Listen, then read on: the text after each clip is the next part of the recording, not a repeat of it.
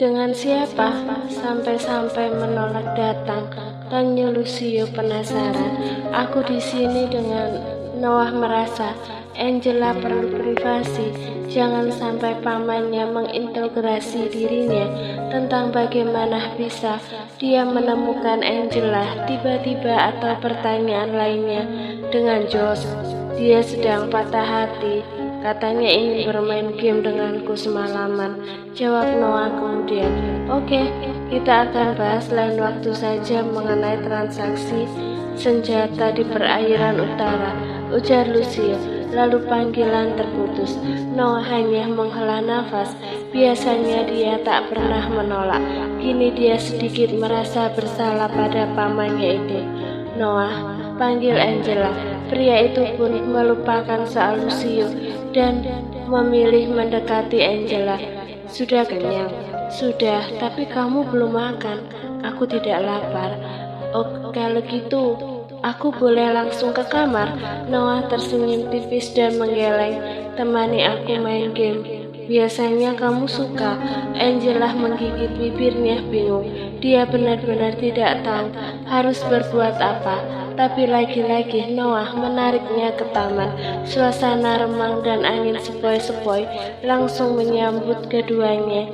Mereka duduk di gazebo taman sesuai dengan apa yang Noah katakan.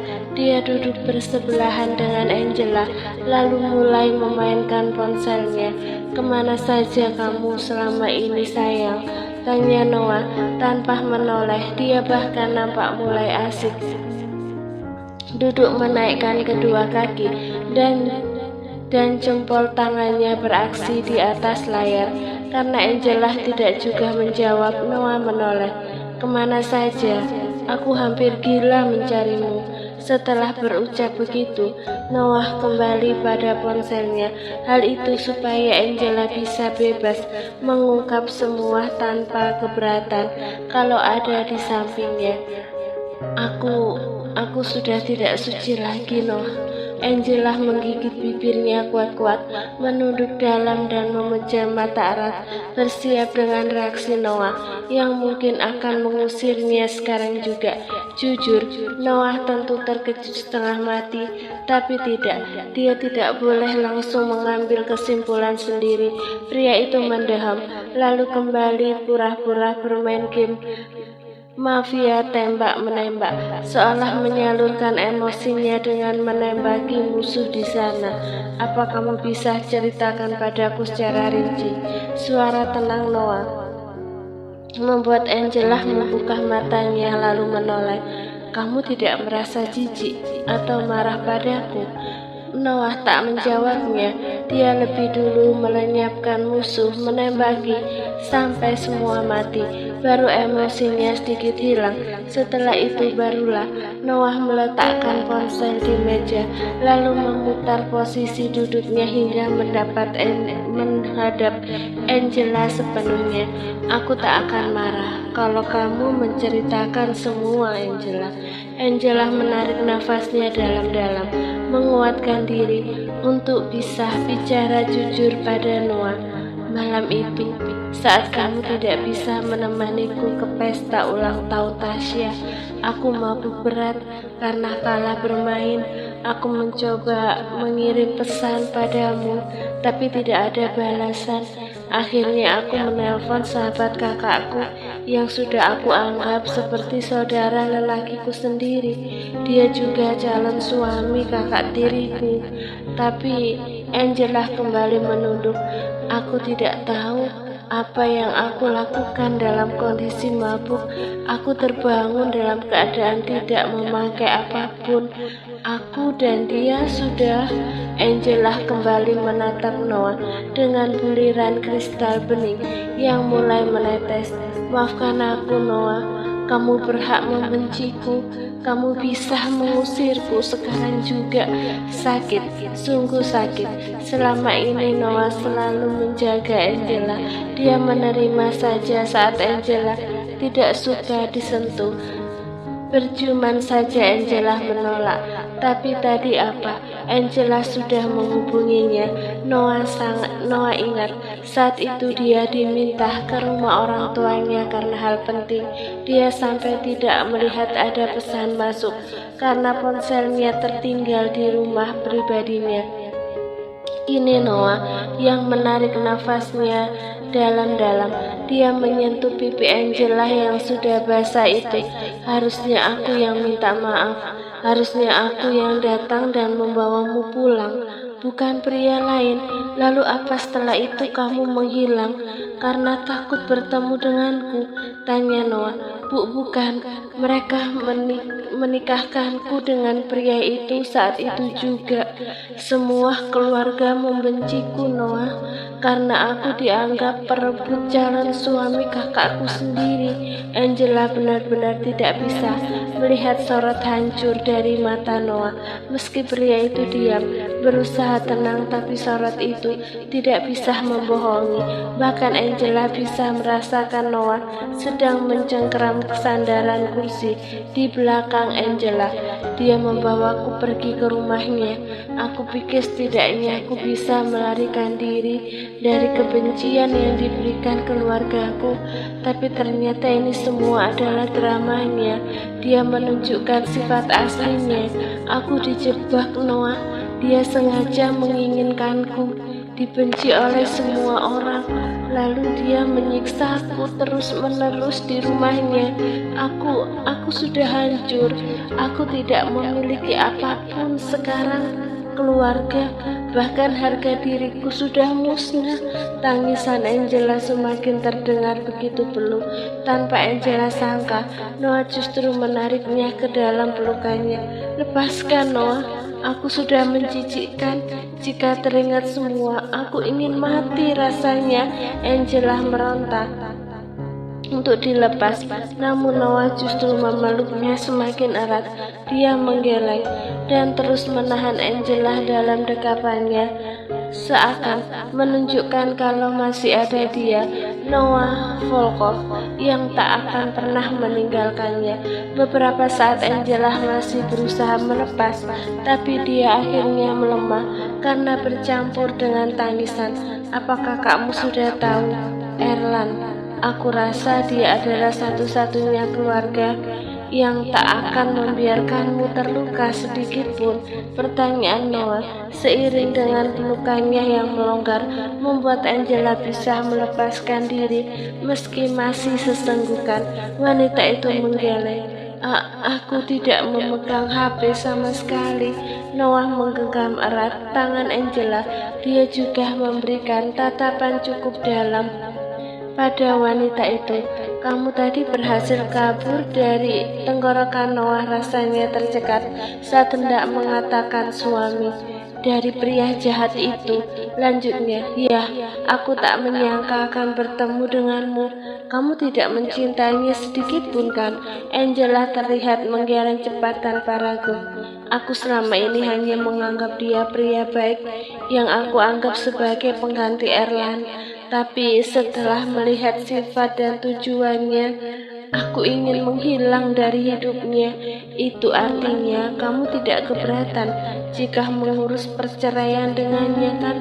Noah masih berharap lebih bisa memiliki Angela. Perihal Angela sudah tidak lagi perawan. Bukankah 80% wanita di Amerika tidak mengenal kata itu lagi? Tapi aku takut padanya, Noah. Dia sangat mengerikan, jawab Angela. Noah mungkin bisa membantu Angela supaya bisa terlepas dari pria itu dengan bantuan Lucio. Tapi dia lebih dulu memikirkan kakak kandung Angela. Bagaimana kalau kamu coba katakan pada Erland? Noah meraih ponselnya yang ada di meja, lalu dia berikan pada Angela. Aku yakin Erland tak akan tinggal diam. Dia pasti akan ke New York untuk menemuimu. Ucapan Noah benar. Angela buru-buru mengusap wajahnya dengan tisu yang sejak tadi tergeletak di atas meja, lalu meraih ponsel Noah dan mulai mengetikkan rangkaian angka untuk menelpon Erland. Bagaimana? Tanya Noah memperhatikan Angela yang masih berkutat dengan ponselnya. Aku sudah mengirim pesan padanya, jawab Angela setelah sekian detik tak menjawab. Dia memberikan benda pipi itu kembali pada Noah, hingga pria itu bisa melihat pesan yang baru dikirim pada Erland. Mending, pending. Noah melihat tanda pesan masih belum terkirim. Angela hanya membalas dengan helaan nafas lesunya. Noah, panggilnya. Ya, pria itu meletakkan ponselnya ke meja, lalu menatap Angela sepenuhnya. Dia bisa melihat sorot sendu di sana, serta jemari lentik itu tak hentinya saling memilin. Aku sebaiknya pergi, Noah. Angela menggeleng sendiri. Tidak bisa meneruskan hubungan kita. Aku sudah sangat kotor.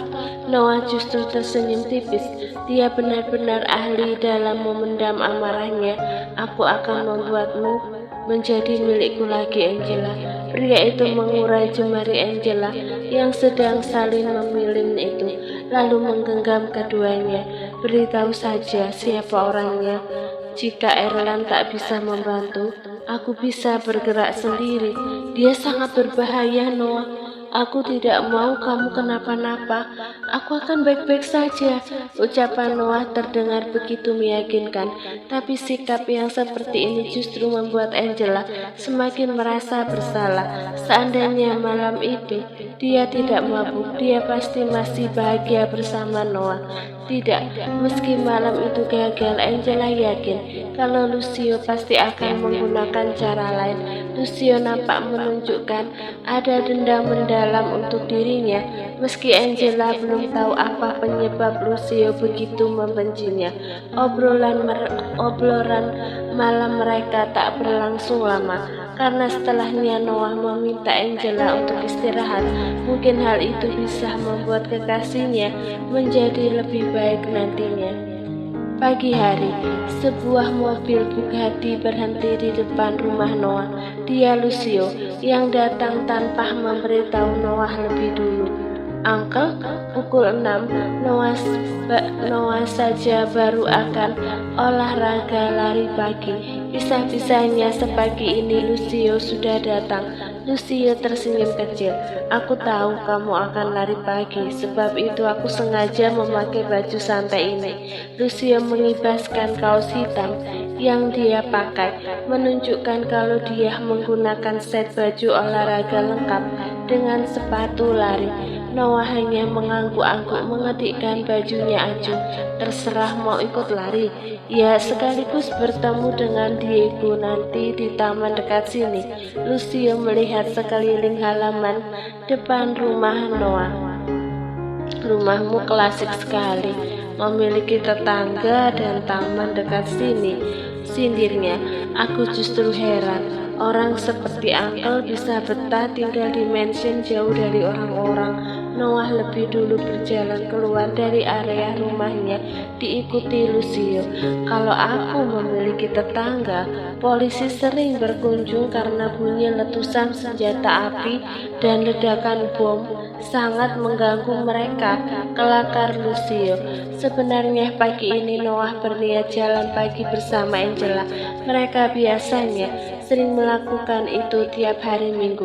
Noah selalu menjemput Angela, meski Angela tak pernah mengizinkan dirinya masuk dan berkenalan dengan keluarganya.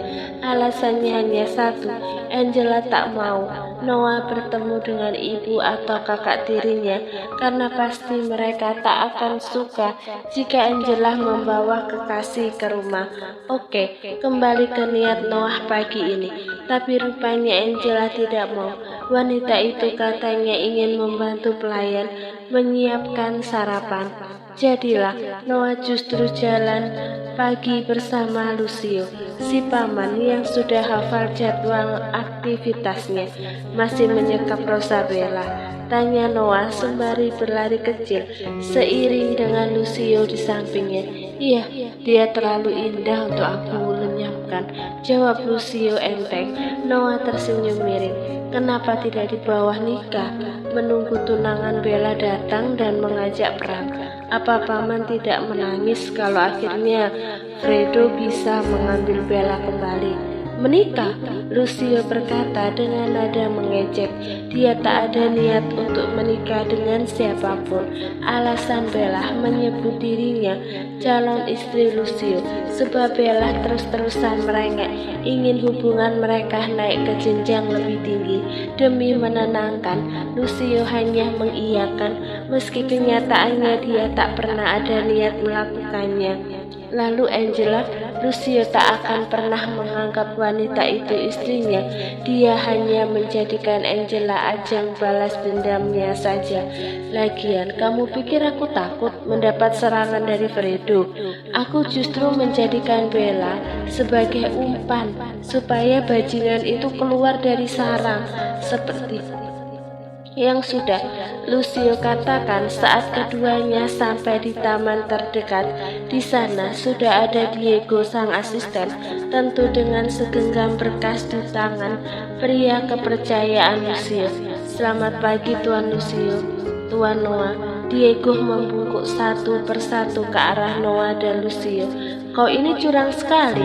Kami memakai baju olahraga, tapi kamu menggunakan jas lengkap. Memangnya harimu Senin terus? Ledek Noah. Diego lebih dulu tersenyum kecil. Mungkin saya tidak pernah sempat membeli pakaian olahraga, Tuan. Ucapan Diego tentu mendapat sorot tajam dari Lucio. Kau merasa kurang dengan gaji dariku setiap bulannya? Hai Uncle, Noah menyenggol bahu Lucio dengan lengannya. Diego mengatakan tidak sempat, bukan berarti tidak bisa membeli. Makanya jangan jadikan dia asisten di dua duniamu itu, satu CO, satu mafia. Oh, jadi kamu keberatan Diego? Kalau tidak mampu dengan pekerjaan ini, katakan saja. Masih banyak orang yang menginginkan posisimu itu. Jawaban sarkas Lucio membuat Diego jadi takut. Tidak Tuan, saya senang. Saya mampu menjalani tugas-tugas dari Tuan Lucio. Saya tidak keberatan sama sekali. Tentu Diego takut dengan ancaman Lucio.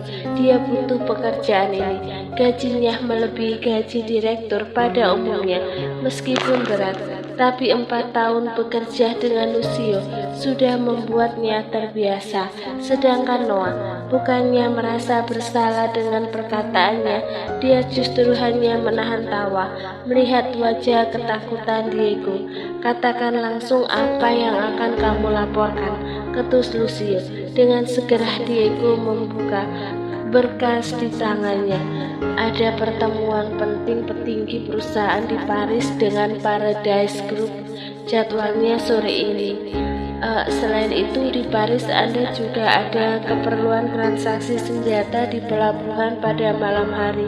Terang Diego menyingkat isi berkas di tangannya. Lucio lebih dulu meraih berkas itu dan membacanya sebagian. Oke, kita berangkat sekarang supaya siang ini sudah ada di Paris. Vina Lucio memberikan berkas itu pada Diego. Loh, sekarang? Noah memastikan. Iya, aku titipkan mobilku di rumahmu. Pakai saja kalau mau. Aku harus ke mansion sekarang dan berangkat ke Paris. Semudah itu, Lucio meninggalkan Noah, berjalan langsung ke mobil Diego yang parkir tidak jauh dari sana. Diego juga mengikuti setelah berpamitan dengan Noah. Sampai Noah baru ingat dia berniat akan meminta bantuan Lucio mengenai kasus Angela karena tidak ada yang bisa dia lakukan lagi. Di taman sendirian, Noah pun kembali ke rumahnya, bersiap menyantap sarapan dengan menu masakan Angela. Langkahnya cukup girang memasuki gerbang, tapi apa-apaan ini? Noah terkejut melihat beberapa penjaga di halaman depan nampak tergeletak di bawah. Hei, ada apa ini? Noah menepuk-nepuk pipi salah satu penjaga di sampingnya, tapi tak ada respon. Noah teringat Angela, matanya melebar dan berlari sekencang mungkin masuk ke dalam rumahnya. Angela, panggil Noah. Saat berada di dapur, Bukan Angela yang dia lihat, tapi pelayan yang terduduk di salah satu kursi dalam keadaan terikat tali. Mulutnya juga diisolasi. Segera Noah melepas isolasi itu. "Mana Angela?" tanya Noah memburu. Nona Angela dibawa kabur oleh orang-orang memakai jaket hitam, Tuan."